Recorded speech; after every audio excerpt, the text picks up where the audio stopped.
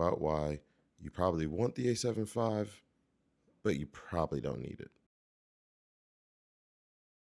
So one of my favorite cameras, I tell people this all the time, is the A7 IV. It is an amazing camera, and it's not too different from the A7V. All of these shots I'm going to show you were mainly shot on the A7 III. All these shots that I'm going to show you were mainly shot on the A7 III and the A7 IV, a little bit of FX3, but my point is the difference is there, but it's very slight. Let's take a look.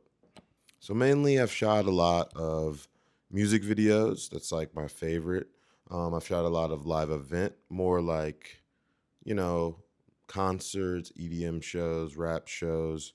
I've done lots of photography, lots of portrait work, lots of event work as well. And pretty much everything I do is paid work. I mean, I will say I did a lot of passion projects to build a portfolio and to get people involved, and that was mainly with the A7 III and the A7 IV.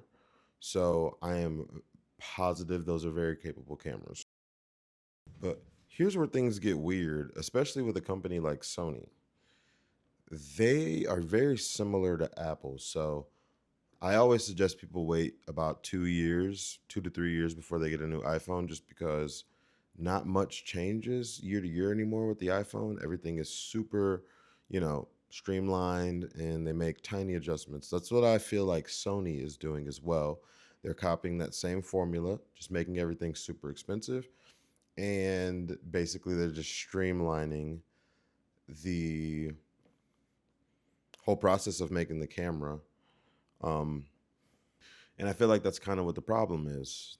The problem is we're all waiting for something explosive to happen again with Sony.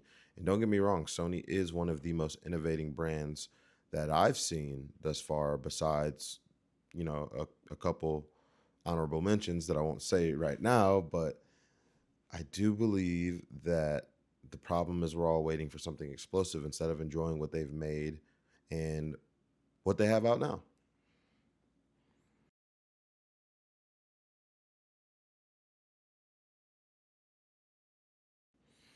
So the first thing I want to touch on is kind of upgrade culture. I feel like gas syndrome is real. Everyone wants to upgrade, and I'm not sure if it's necessary. The reason why I say that is because before I got my current setup, I mainly shot with the A7 IV.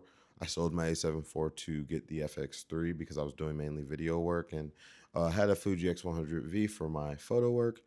And I feel like I didn't get the A7V until it was time, meaning when I realized that I couldn't really take photos and do what I wanted to do as a, photo guy slash video guy when I be at events, I'm using my 12 megapixel sensor to take pictures of very detailed shots of DJs or acts or portraits.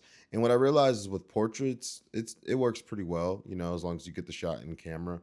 With live event though, the problem is you really can't zoom in. 12 megapixels doesn't really give you much room to manipulate the photo, crop the photo, and do what you need to do in post. So after a while, I realized that I was kind of hindering myself by not having something that was more hybrid focused, which is why I ended up picking up the A7V. Do I think everyone needs to upgrade? Not really, but it's all situational. So like if you've got an A7 IV, even an A7 III, you probably aren't going to need to do that. Also an A7C too. Let's not forget about that camera. That is an amazing camera. Actually, it's, in my opinion, a way better value bang for your buck than the A7 IV because it has all the new auto technology and everything, that comes with the bells and whistles of getting the newer Sony cameras, even the creative looks. But my whole point would be there's no real point to upgrade, especially with this model, just because of the actual internals. Like if you really want that speed, then that's going to be a reason for you to go for it. But if not, I'm not sure if it's really necessary for someone who already owns the current models I'm speaking of. Another thing is I feel like a lot of people aren't fully maxing out their gear until you run into a brick wall and you really cannot get past it. I don't see the point of upgrading. Like I really didn't want to upgrade to the camera I got, but I just felt like I was running into a brick wall with the FX3. Not when it comes to video, but when it comes to photo. And anyone who shot with it can understand. I see a lot of touring videographers. I meet them a lot at venues, and they always tell me they use the FX3 for photo as well as video, and then they just do some denoising in post. That's cool and all, and I think that's a great way to shoot. But in my opinion, I just missed my A7 IV's clarity and how I was able to crop and how I was able to really manipulate the photos. I think 12 megapixels in low light is great, but also, like I said, if you don't nail it in camera, it does become a hindrance. And I just think that if you're not fully using your gear, there's no need to upgrade to the next one. And then my third topic that I want to touch on in this segment is really going to be the hype versus actually needing things. Like in my last video, I said, um, does the hype outweigh the value? For this specific product, I'm not going to say that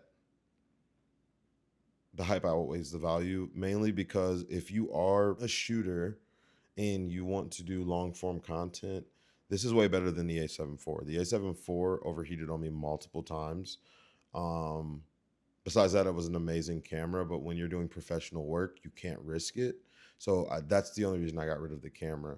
Something they did with the thermals inside the A7 V is way, way better, lasts a lot longer, battery life is a lot better. And I feel like for me, if you're doing professional work, you're going to want the best you can get. I mean, that's the whole point of upgrading. But if you are someone who's in between a lot of personal projects, passion projects, and you're not doing a lot of long form content, I still think the A7 IV is going to give this camera a run for its money because it's very similar to Apple. Like not much has changed besides the stacked sensor and 4K 120. Now you do get that, but I don't use 4K 20 that much. The S&Q was way more than enough at 1080 for me, but to each their own. Ability to do what you need to do. But if you're creating and you're just creating, you probably don't need it. Whatever you have right now is more than enough. 100%. You just need to use what you already have. And this is what I mean. Gas syndrome, upgrade culture, hype over value. We're in a horrible cycle, and unless it's necessary, you probably don't need to upgrade.